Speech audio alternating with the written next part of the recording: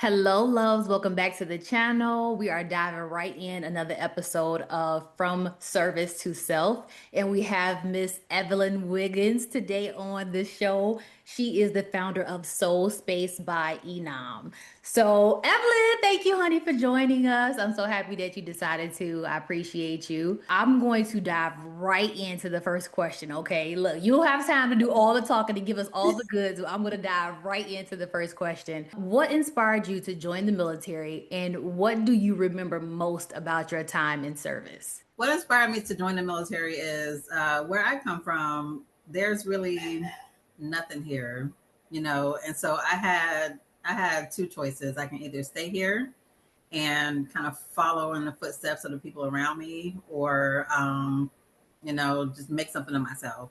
So I started out going to nursing school, and I said, you know what, this isn't for me because I don't like blood, I don't like needles, I don't like any of that. And so I said, well, what's my other options? So I joined the military, and what I remember most about the military is just meeting different people, expanding my view and my horizon of the world, um, seeing different, just learning people's different stories and growing and learning more about myself, knowing who I am, knowing just the limits and things that I can reach, the potentials that I can overcome, things I can overcome. So if I would have stayed here, I would never have learned that. I Mm. would never have overcome those obstacles. And so just being on, out to sea for over 60 days, just different trials and tribulations that I went through. And so that's what I remember most, just going through all of that. I would not have learned that if I didn't go. And I so, see. yeah. I see. And so I heard you say being out to sea, and I didn't even ask what branch of service and how many years did you serve. So tell us that. Clearly, we know the Navy, the very Yeah. best branch there is, but Yeah. Right. tell Yeah. us how many years. I was in the Navy, and, you and I knew each other in the Navy. So, yeah. Yes. So I was in the Navy for 8 years. I did two enlistments. Okay, that's what's up. So for everybody that does not know, yes, Evelyn and I served on the USS Mustin, DDG 89. Girl, I can't even believe I remember that. Yes. Look, And DDG we 89. commissioned it. Yes, Yeah. yes, yes. So a lot of people, of course, don't know what that means, but commissioning the ship is like you're the, how do I express that? Like the founders almost. Like you're the very Yeah. first people that you build this ship, you get on it, you christen it, you sail around on it for the first time. You are the people known as, yeah, the people who like built the ship. Yeah. So Right. Like it the is founders. it is Yeah. amazing, and like our experience on that ship was amazing. I do remember that. So for those that don't know, the quick little history on that in our time at the on the USS Mustin DDG 89. Hmm. So, Evelyn, let me ask you, what has been the most challenging part of transitioning to civilian life, and what has helped you the most? For me, just learning my style, Mm. learning who I am. When I got out, I was turning 30. So I went in when I was, 20, and I turned 21 in boot camp, and I got out when I was 29, almost 30. Mm. So I didn't know anything about anything. I was still young. I didn't know my style. I went to right away. I got into design school. So just watching, I mean, it's literally like stepping out of one world and into another. It's two completely different worlds, the military and civilian life. And I just, I couldn't wrap my head around the way things were done, the pace of things, everything seemed slower, the way people work. So I really had to take a step back because my anxiety was just kind of, taking over me. So what helped me was just learning how to breathe, just remembering, okay, this isn't the military. Mm. It's just regular, it's civilian life. People don't operate the way that you did when you were in the military. So you have to remember that you're not in uniform anymore. You're not in charge anymore. You can't bark orders at people, you know. Exactly. So they don't care about acronyms and all of that. So you just have to chill. Just remember that this is your reality now. I see. So it was very hard at first. It took me a Wow. while to transition. Wow. So talking about that, tell me when you were in the Navy, what was your job? I know you said that you wanted to do nursing, but then you decided to go into the military. So what was your job? And when you transitioned though, I hear you say that just learning who you were and identifying yourself again, like that whole new you, new job, new role. Like just speak a little bit more on that. Yeah, so when I was in the military, I did a lot of engineering roles. So I had to do a lot of, roles that require me to do a lot of thinking, mechanical work. And then when I got out, I was still in that same mind frame. Mm, Just being able to turn that off and yeah. think practically and logically, that was like the biggest thing for me, Yeah. because in the military, if you mess up or if you do things a certain way, people can lose their lives. Facts. And out here is like, you know, oh, things are subject to change. It's just like the normal like verbiage out here. And in the Right. military, it's not that is people can like everything is literally like written in blood. Like all of the laws that we have in the military are written in blood. So you can't afford to make mistakes. And so that was a big challenge for me. And I think that's what I had to kind of refocus on. Yeah. So yeah. Yeah, that's good though, honestly. And I feel like that kind of you tell me if this is facts or not, but that sounds like something that will shape the person you became after the military, frame the person that you have become, how you think, how you move, because I don't know, man, having that kind of engineering mindset, you just have to move differently when you operate. And it's just it comes natural and second nature to people that have done those type of roles and who have been groomed to do that. And then when you get out to not have to operate in that manner anymore, like, yeah, how do you shift? How do you move? How do you think? How do you be now? Like, so that's very, very interesting. A lot of cursing. Yeah. Got you. You're right. Like a sailor girl. You know that's what we did, honey. Okay, so let me ask you, how has your identity changed? And we've already talked a little bit about this, but how has your identity changed since leaving the military, personally or professionally? I'm more calm now. I'm more disciplined. Okay. Before the military, listen, I got in a lot of fights. Listen, I had zero patience. But now I'm more disciplined. I'm able to see a process through from beginning to end. Mm, Um, I'm more focused, and I know that there's a method, there's a reason for everything. So, okay. it may seem like there's no, you're doing something and there's no purpose behind it, but there is, Mm, so I follow through. Before I would just start projects and never finish them, but now I follow through. So mm. everything, everything requires discipline. Yeah, And I didn't have that before. that's what's So up. That's yeah. what's up. So you said before the military, but so are you saying that the military gave you that? It helped me to refine that, Okay. because like I said, I went to nursing school, didn't finish that. Everything was just Yeah.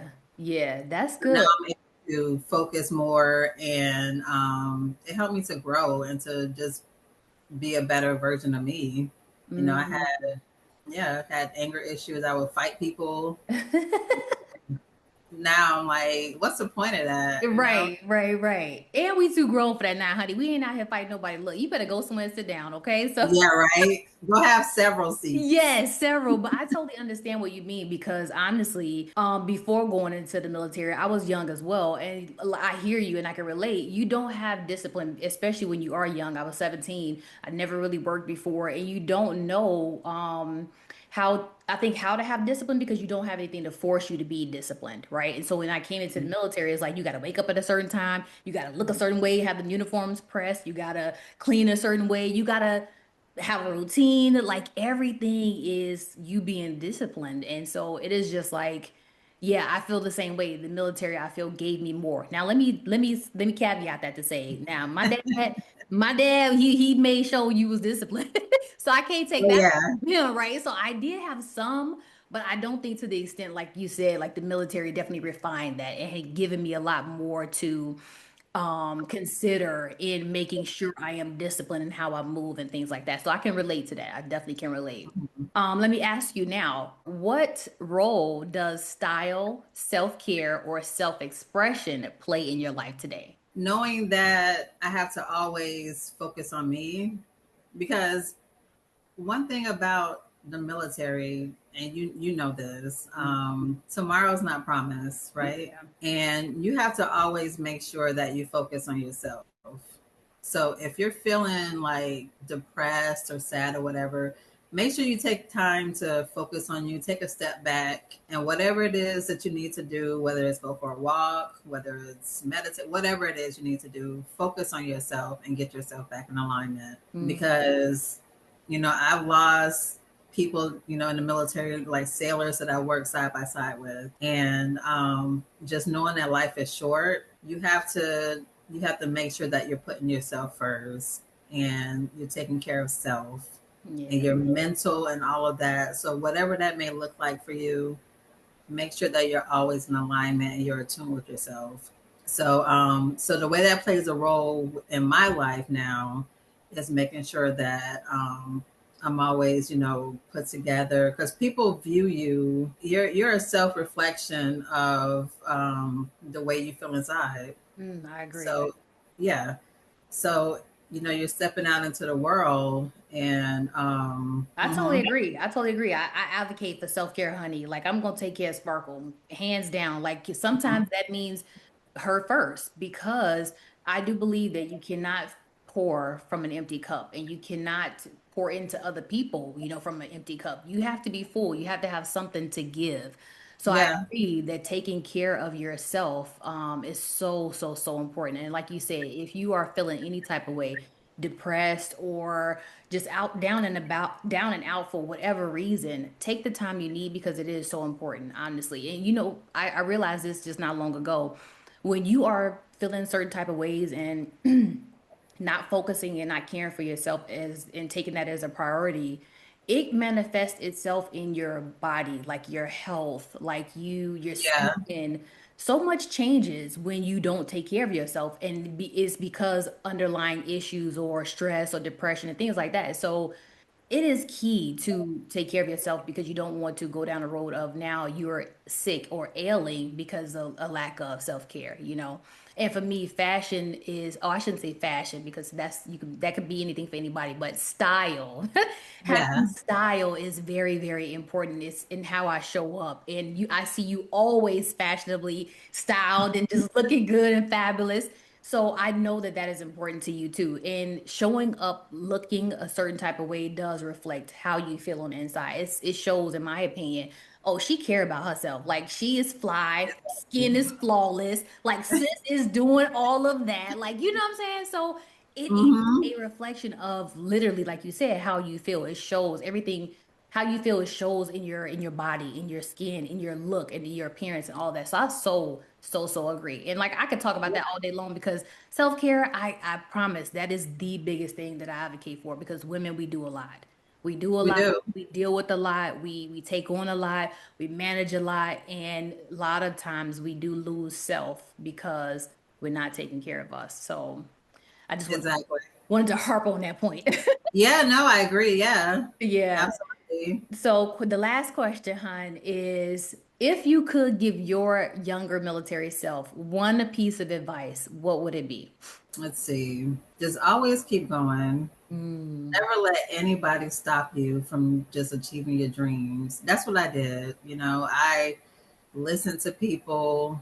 I've gotten off track so many times just from listening to people, listening to the doubts, letting the doubt creep in. And I could have been a little bit further along. Do I regret it? No. But just letting the doubt creep in. mm, But once you listen to yourself, listen to your inner voice, and just keep going, just never let anybody stop you. Never let anybody dim your shine, and believe in yourself. Everybody has a talent. So Mm, you have to just believe in yourself, keep going. So that's what I would tell my younger self. Like, girl, you got this. yeah. Don't worry about what, Keisha or Rayshawn or whoever say, because they're reflecting their insecurities on you. Facts. And Facts. so if you keep going, they're watching, Yep. and then they'll get in line and follow behind you. Yep. So be a leader. Don't let what they're saying stop you. And so that's why now I'm going after all the things that I wanted to do back then 20 years ago. Oh, I love that. Come through, Black girl magic. What? Like, seriously. Yeah. I so love that. I so Yeah. love that. If I mean that I feel like that's important, yeah, especially hearing your story saying that you kind of dropped the ball on a lot of things and as you went through your journey in life and now where you are doing all of the amazing things that you're doing, like that is such a I don't know, like it's just such a win. Like it's such a reflection of self-care, a Yeah. reflection of you coming into you and knowing who you are, knowing what you're doing, walking in confidence. Like I love that. Like seriously. Thank you. Yes. So we would love to, the viewers, the watchers, all that, we would love to support you. So tell me what you're doing now in your civilian life and tell us how we can support you. What can we do for you? How can we come up and show up for you, right? So tell us all of the things. Okay, so like I said, after I got out of the military, I went to interior design school, the Art Institute of Fort Lauderdale. I got my degree. And so I graduated in 2014. So for the past 11 years, I've been an interior designer. Woohoo! Claps or snaps or whatever we do. Two snaps. Right, right. So, but last year I stepped out on faith because after being called the N word at work, Mm, I went out and I started my own business. I see. So you're just dealing with that racism at work, and I mean that's disheartening. But I went out and I started my own business, and so my business is called Soul Space by Enam. And since then, I've written two books, and they are both designed to bring our homes back to its ancestral roots. So I have like rituals in there, to how to create altars, how to mist your home, how to bring, your divine feminine out. Both of my books are on Amazon, and the first book is called The Healing Blueprint, and the Mm, second one is called Sacred Bloom. And so, in addition to that, I am also applying for a fellowship to the Radcliffe Fellowship at Harvard. And from there, I'm going to be working on the curriculum to get into Harvard and also to schools across the nation. But in addition to that, I'm working on building like a moving museum exhibition, mm. so that's going to be, going around the country that's showing us how interior design actually started in ancient Egypt. So Kemet. So Yeah. I just want to show how all of that through the years was whitewashed, and so yeah, so that's my mission. That's my desire in life is to kind of like Wow.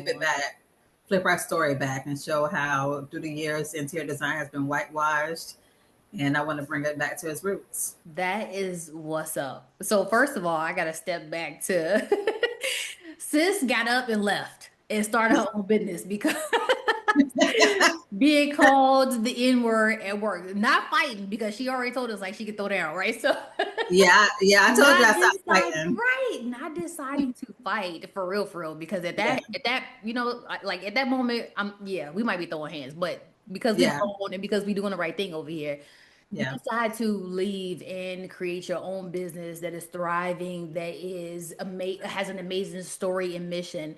Like that is very commendable and that is very I mean that's just amazing. Like legitly that is amazing, right? And this channel is for us women to inspire and to uplift and to hold each other in this kind of space where you get your flowers. I feel like for me, everybody on this show is gonna always get their flowers for me because I just appreciate and I admire women like you who are doing their thing, who come up and just handle their business, who are focused on giving and doing and being and all the things. So that is amazing. That is amazing. I'll make sure that everything is linked below. The names of the books, all of that. I need to get that bloom in myself because I need to, bring my feminine essence in the house, especially with Yeah. two men in the house, But we need this. We need this. We need this. We need this story. We need you in this space, right? So I can appreciate that. I absolutely commend you for all the work that you're doing. Like I said, everything will be linked on how people can support you, find you, buy the books.